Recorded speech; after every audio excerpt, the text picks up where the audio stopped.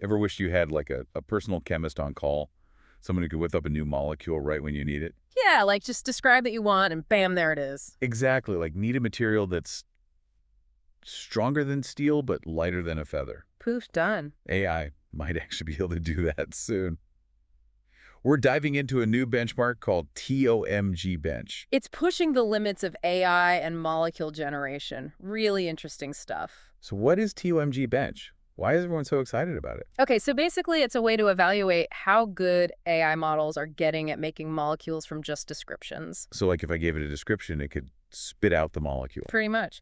TOMG Bench tests how well these AIs can take words and turn them into actual molecular structures. That's wild. I remember back in chemistry class trying to memorize the periodic table. Oh, tell me about it. But this is like next level stuff. Why are these standardized benchmarks so important though? I mean, chemistry is complicated. Right. It's crucial to have a fair way to measure how different AI models stack up against each other. Think of it like, Like good competition. exactly. It's like the Olympics for AI molecule designers. TONG Bench helps researchers track progress, compare approaches, and see if we're really getting better at designing these molecules with AI. So it's setting the bar, the gold standard. Mm-hmm. But how does TOMG Bench actually put these AI models to the test? What does it look for? Okay, so there are three key areas it focuses on. First, it checks if the AI can actually generate a viable molecule from a description. So, like, I could say I want a molecule that smells like pine needles and is also magnetic. Wow. And it would have to actually figure out how to make that. Yeah, I'd have to work out the right arrangement of atoms and everything. That's just the first step, though. Wow. So it's not just drawing a cool-looking molecule. It has to actually work. Exactly. Yeah. The second area is all about predicting properties. Properties. Like, will it dissolve in water? What's its melting point? Things like that. Makes sense. It needs to predict how the molecule will behave in the real world.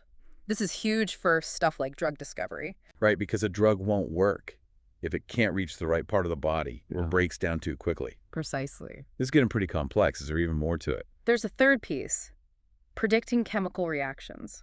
Wait, so the AI has to predict how the molecule will react with other stuff. Yep.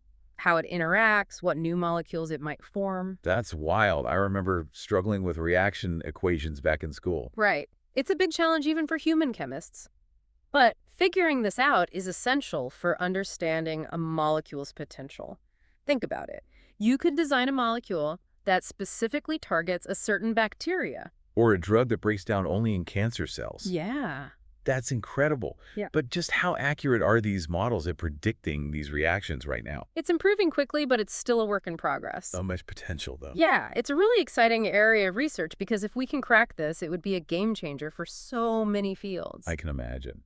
So zooming out a bit, where do you see this technology heading in the next few years? What's the bigger picture here? I think TONG Bench shows us just how much potential there is for AI to really accelerate scientific discovery.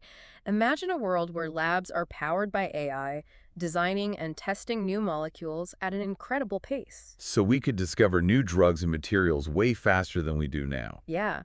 Think about designing personalized medicine based on someone's unique genetic makeup, or creating self-healing materials. It's like something straight out of a sci-fi movie. I'm Yeah. really starting to see just how big this could be. It's a whole new world of possibilities. It's mind-blowing. Thanks for breaking it all down for us. It's definitely given me a lot to think about. Of course. And for everyone listening, imagine if you could design any molecule you wanted. What would you create?